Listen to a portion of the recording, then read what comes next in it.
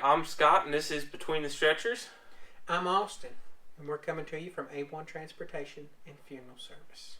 And as always, like, subscribe, and hit the notifications button so that way you're always in touch with what we're putting out. Absolutely. While you're at it, check us out on Facebook at A1 Funeral Service. Our website can also be found with a direct link on our Facebook page at www.a1funeralservice.com. And if you want to reach out to us, call us, ask us any questions, or even text us, you can do so at 404-850-4848.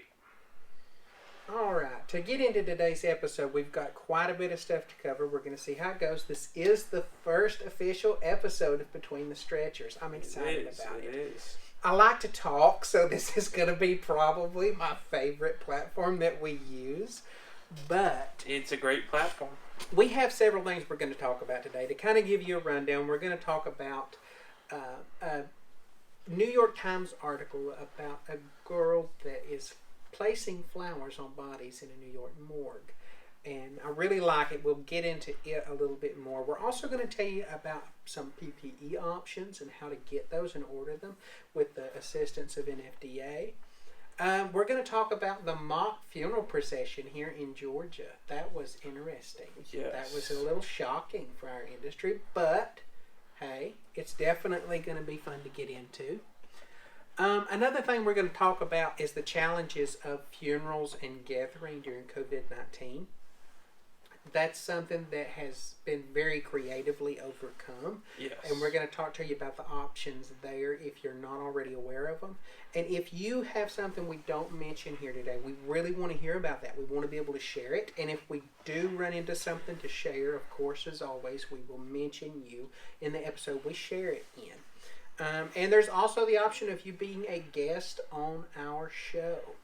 Anybody out there that has content, always send it to us. We're looking for folks that will come in and sit with us and talk. If you're a fluid rep, if you are a casket rep, if you own a funeral home, if you work for any of the medical examiner's offices, we of course are always ready to talk to you. Hearse sales, anything. Yeah, anything. We will, even supplier companies. Absolutely. Really, anyone can come on here and plug your company or whatever you're here to show us. Even if you work in funeral service and are just an apprentice and have some questions or something interesting you learned in school, let us know and we can get you on, whether it's live streaming you to the Between the Stretchers show or having you come down or meeting you somewhere to talk about it. We can make it happen. Absolutely. We can go mobile if we need to. Oh, yeah.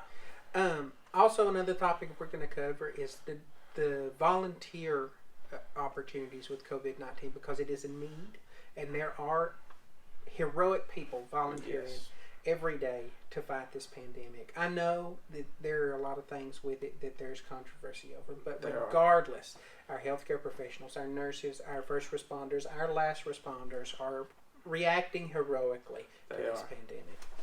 But let's jump right into the content today. Let's talk first. Do you want to do the New York thing first? Yeah, let's go. I kind of like that. Let's go to the New York. The New York Times did an article, and I really like it. I've kind of perused it just a little bit, but the article, if you would like to check it out, is called "The Morgue Worker, the Body Bags, and the Daffodils," and it is an excellent story about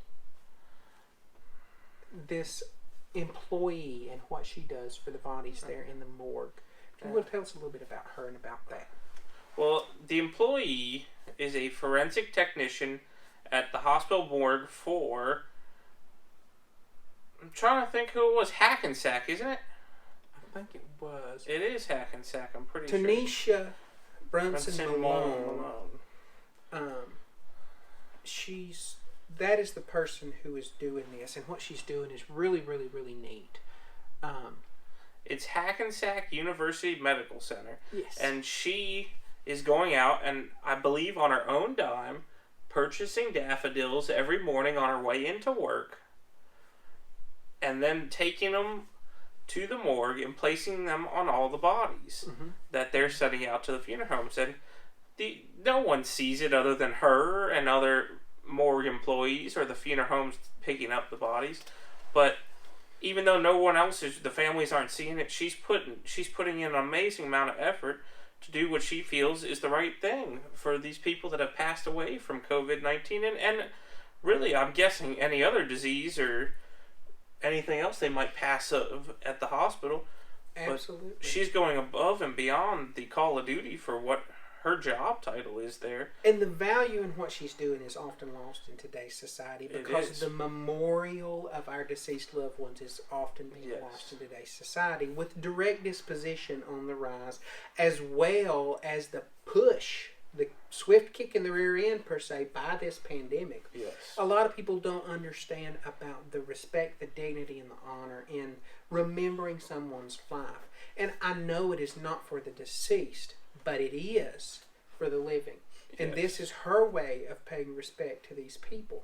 Now, although these families don't see it, thanks to the New York Times publishing this article, they will get to know about it. And it will mean the world that someone cared about their loved one when they could not. Yes.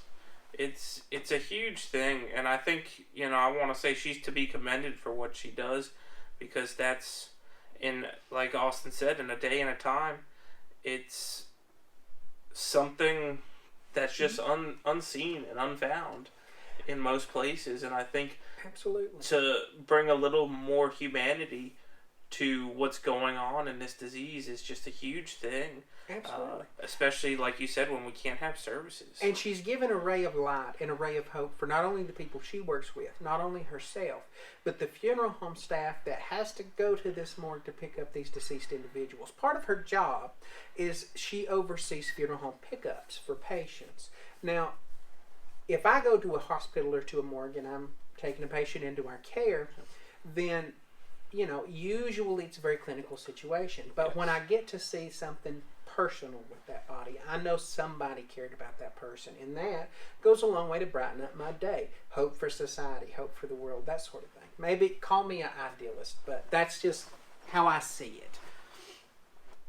But another topic. Did you have anything else on New York? No. I think that's really such a great story. I'm glad we got to share that.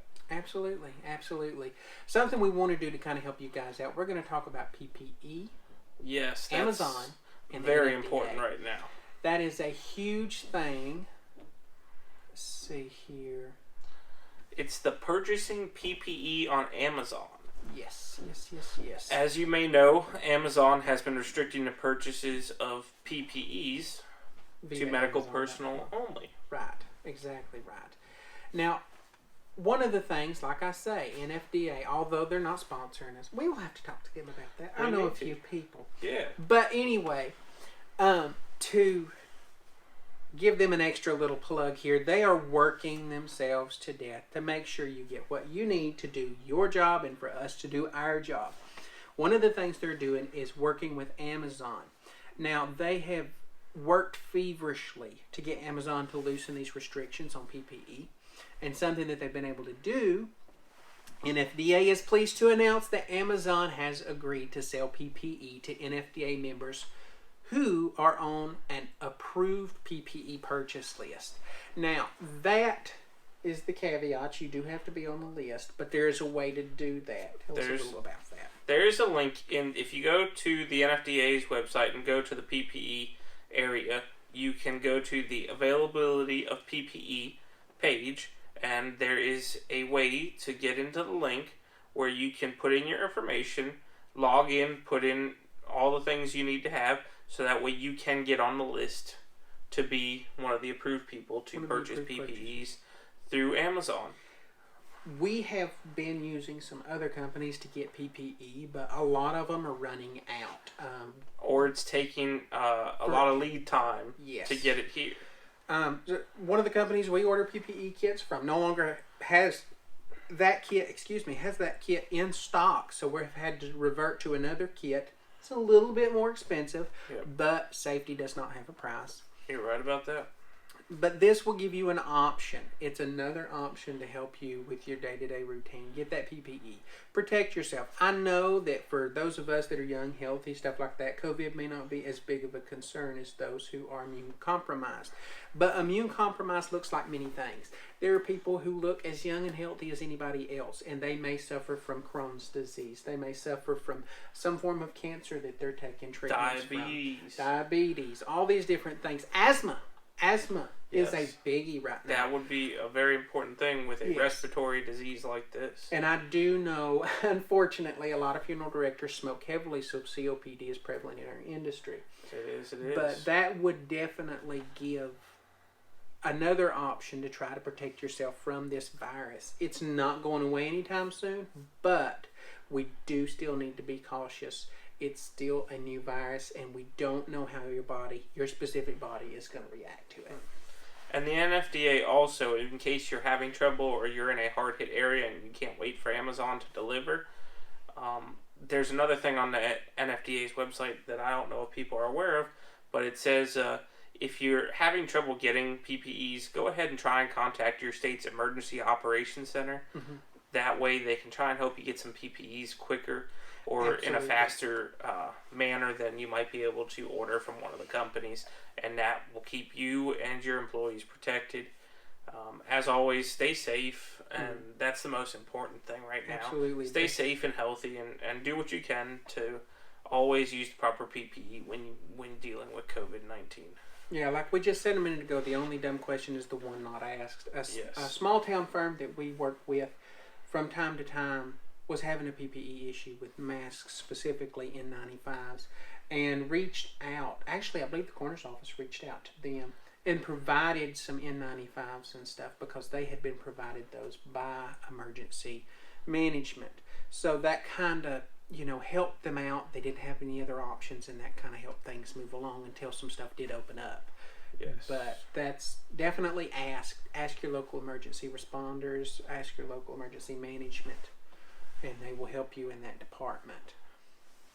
As always, stay on top of what the new updates are in your state and local jurisdictions on COVID-19, because everything's ever evolving and it's changing. It seems like on an hourly basis what the restrictions are and different things. Absolutely. So as always, just stay up to date on all that information. And if you have any trouble with that, always just check with your local government first. Work your way up all the way to NFDA's website on COVID-19. You can see what the national situation update is, all the way down to your local update with your state and local municipalities. Absolutely. Okay, let's jump into the news a little bit here. 11 Alive did an article on this, and it shocked me. I'm not going to lie. I know we have a very conservative industry, and it just kind of shocked me that it stood out that much. I am proud funeral service is speaking up. Don't get me wrong. Yep. But in this particular way, it shocked me. But anyway, what I'm referring to is the mock funeral procession that was held in Atlanta. That was to protest the reopening of Georgia. Yes. Now, that is a controversial issue. Yes, some people believe that it should open back up. Some people believe that it shouldn't. We're not here to debate politics today. Exactly. We would be happy to debate politics, but not on this channel.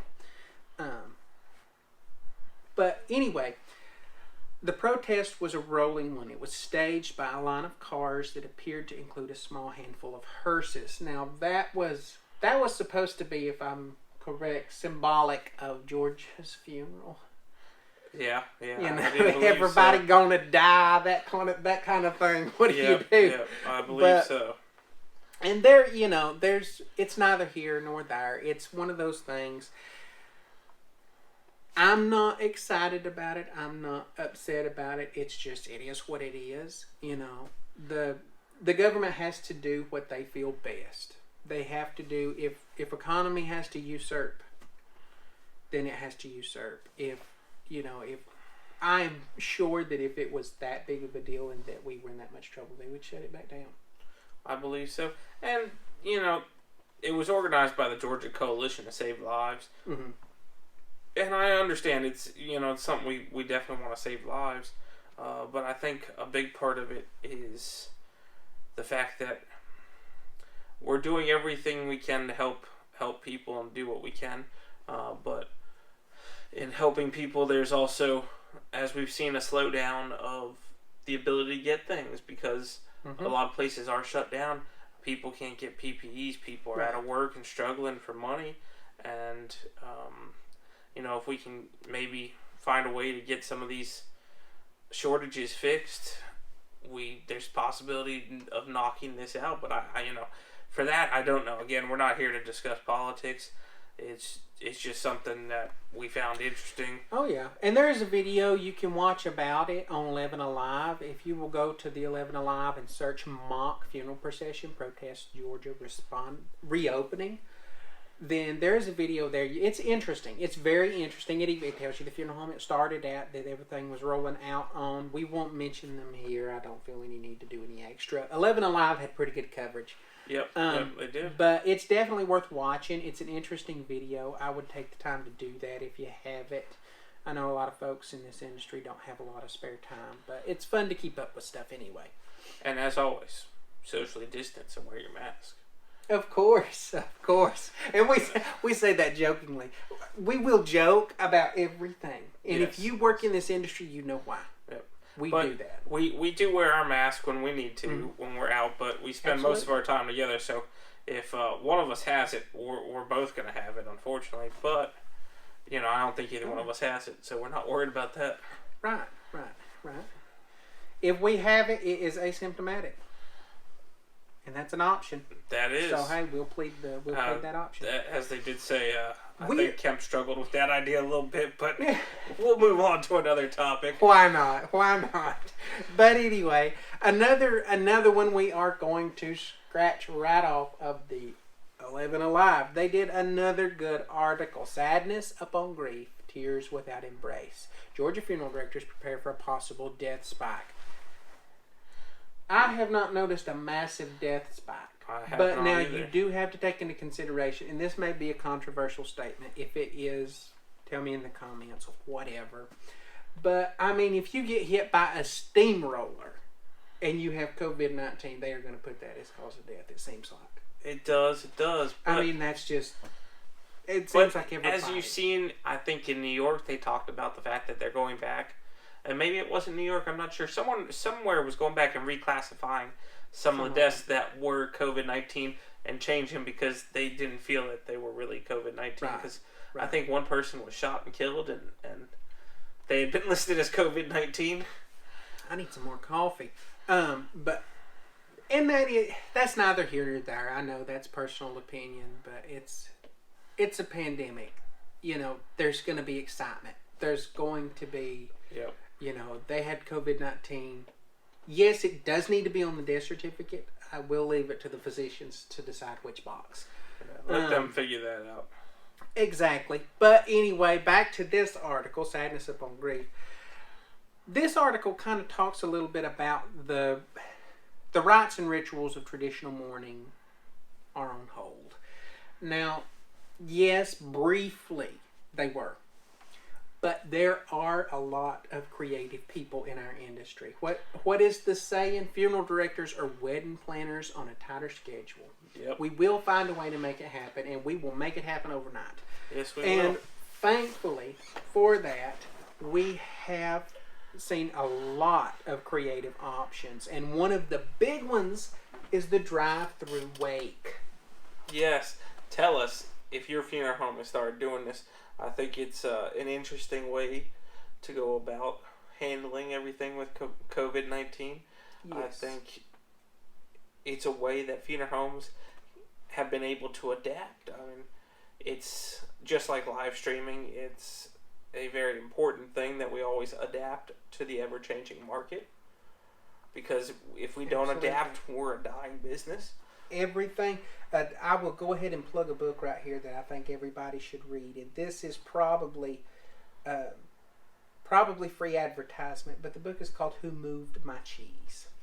And the principal basis on this is when you don't think ahead, when you notice the shift, but you don't think ahead enough to go ahead and get ahead of that shift and be the cutting edge, then you're going to be trying to catch up and you never, ever, ever want to be in that situation. I mean, this pandemic has been a prime example of the catch-up game. It has been a nightmare. Yes. But with the drive-through wake, I've seen it set up several different ways. One way that I noticed works really, really well, if you have it, is the big 2 or 3 lane porticos. Yes. You set the family in the casket if you want to, if that's something they want to do out there. Some people just use a portrait. In one lane, the inner lane closest to the building, they'll open the doors so the air conditioning can kind of blow out on the family, stuff like that, fans. And then they will let the cars drive through the second lane close enough to speak to the family, but maintain some distance and be able to still see that person if that's something the family wants, that public viewing. And, a lot of people are creeped out by the idea of laying the body out outside. What about flies? What about bugs? What about things like that? Number one, what's a graveside service, y'all? Well, your embalmer should be able to make that body repel insects, number one. Number two, a fan. A fan at the head of that casket blowing down. Now, I know it's dehydration prone. Put a little exercise cream on them. It is worth it. That fan will save you some headache. Because it don't matter what you put on that body. Them big old nasty house flies are going to be coming if there's anything. So, put that fan that will save you some headache because they can't fly in a wind that strong. Put that fan blowing right down over that face and you're covered. Those flies are not going to be swarming around, stuff like that. But especially for some of these southern funeral homes, and northern funeral homes can do it too. But I think, sitting out on your porch in the afternoon is a big part of southern communities. Right. And I think being able to have this drive-through service where families can sit and put out a couple rocking chairs, let them sit out there, and it's cathartic for them to speak to people and see people coming to offer their condolences. I think it's what this whole industry's built on, and if we don't find ways to adapt and continue to provide that service and that professionalism and that grief counseling to the families, we'll soon be out of jobs. Yes, and society will be worse for it. I'll be the first to tell you I'm a firm believer in if you do not have that time together at one specific time and invite the community in, you will have that time. Every time you go to the supermarket, every time you go to Walmart, you will have that time. They will come up to you. How is your mom? Oh, she passed. Oh, I'm so sorry. And you relive it over and over again. And we all know that as professionals in the funeral service industry. So, any way that we can preserve a gathering. I understand cremation is a big thing now. That doesn't mean you don't have a gathering. Push gathering, because as much as we are an industry, we are a vital asset to the mental health, because people don't tend to have as hard of a time adapting to the loss of a loved one if they gather with a support system, a support group, people around them who love them, who care about them. Yep. But also, if you do other things for this, which in Georgia, fortunately for us, we can have funerals again. They have to maintain some distance. You need to try to stay 6 feet apart. I don't think the numbers are capped anymore. Maybe to 50. I don't know. I think it's 50, but I think. But again, everything's ever evolving, so it changes daily. It changes. You gotta just keep up with it, and Absolutely. Tomorrow morning, it's 10 o'clock now. By the time tomorrow morning hits, we may have totally different numbers. Exactly. It can all change at a moment's notice. But that kind of gives us hope, though. I mean, change is good. It may not be good immediately, but at least we're progressing in one direction or the other. Yes. Something's going to happen. We just got to get ready for it. You're absolutely right. But anyway, something we did want to hit. Did you have anything else on that? No, let's move on. Oh, one other thing. If you have another creative way together, if you're in a state that's still shut down or something like that, let us know about it. We want to know. We want to get this information out there. We want to educate. There's not nearly enough education on funeral service and death care, and we want to kind of approach that. And if you have a better way of doing things, we want to hear about it, because we can all learn and adapt and find better ways to do things. I have never been in a scenario where I couldn't learn something. Yep. And I've been with some pretty crazy people. You're right about that. But anyway, we need to talk about education in the future. That's something we need to talk about. Yes. But one final thing I would like to hit is volunteers. Yes. Our volunteers are amazing people. They are laying down, they're putting their life on hold, pressing the pause button, stopping everything. And I'm not just talking about, retired people. I'm not just talking about Peace Corps junkies. Yep. I am talking about physicians, attorneys, registered nurses, licensed funeral directors, and embalmers. Yep. Are putting their lives and their careers on hold to go to the places that most need help and helping. Now, if you are courageous and you are bold and you want to do that, there is a host of options for you to find a place and a field and a slot that best fits your skill set. Yes. One of those, if you're in funeral service, of course, would be NFDA. Yep. They have a lot of opportunities there. And I know the medical examiners in New York are always trying to find help. Oh yeah, right now they're hiring mortuary techs. Yep. Is what they're calling for the year position. contracts. Yes. You'll have to move there, obviously, but it Hey, could be I something. love New York City. Yep. And if it was an option for me right now, I'd be there. It's something that I think a lot of people could benefit from, and they need the help desperately. And they're taking short-term people just to help for a few weeks or months. Yeah. They're at the medical examiner's office because they are swamped. And living conditions in New York right now are not ideal. Heads up. So if you're going to do this, what is it the military says? Embrace the suck. Yeah. Get ready for it. But if you do this, kudos to you. Absolutely. Yep. We appreciate anyone willing to do it. And if you have done it, let us know. We want to hear from you. We want to put you on the video, and let's show everybody what you went through and talk about it. Oh yeah. I think it's important that we thank those who are willing to put their lives on hold and do such an important thing that need to be done and help the people that have helped us. So that's an important thing. Absolutely. Absolutely.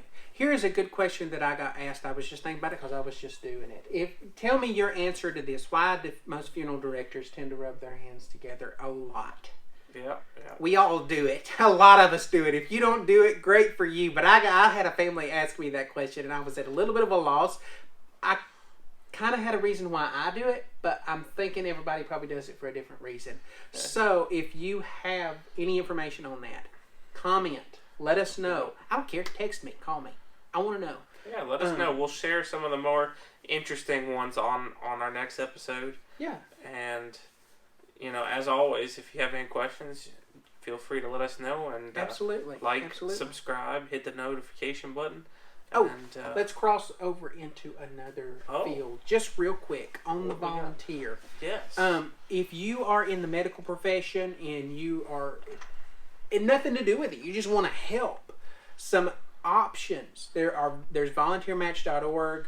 There's ramusa.org. If you want to go to California to volunteer, californiavolunteer.org. I think in Georgia, if you're a nursing student, and you're a nursing student, you can get a nursing license right now and work here in Georgia, and go back and take your exam later and get your license. So that way you can be here assisting right now, even though you're a nursing student. Yeah, Volunteer Florida. Even if you've has it as well. Let your license lapse, you can get it back right now for temporary licensing. So it's something that if you have that and want to get out and work, that's something you can do. Yes, and some other people that are needing volunteers bad right now. Humanity First is needing volunteers. Red Cross needs volunteers. American Medical all needs volunteers. All that they need people. Yep. So if you can do that, if you want to do that, if that's something you're interested in, check them out. I mean, Google COVID-19 volunteers, a list pops up a mile long. So there is something that is going to fit you. Yes. But anyway, I think this video is getting a little bit lengthy, so we'll kind of cut it out right there. Like he said, subscribe. Hit that bell icon. You want to know when this content comes out, because as it rolls out, I think some of this is going to be very useful. I know it's useful for us, and hopefully it'll be useful for you guys too. And it's fun to just talk about the different things going on in funeral service and see what's going on in other places. Absolutely. And like I said, let us know what's going on where you're at. And if you want to be on the show, Between the Stretchers, hit us up. We would love to talk to you about an opportunity to meet with you and see what you have. Maybe we can learn some stuff from you. It would be wonderful because we always want to learn the newest, latest stuff we can. But if you don't have anything, I think that's it. We can close it out. All right. Well, have a good evening, morning, whatever time it is you're watching this. And we'll catch you next time on Between the Stretchers from A1 Transportation and Funeral Service. I'm Austin. And I'm Scott. Have a good one. You too.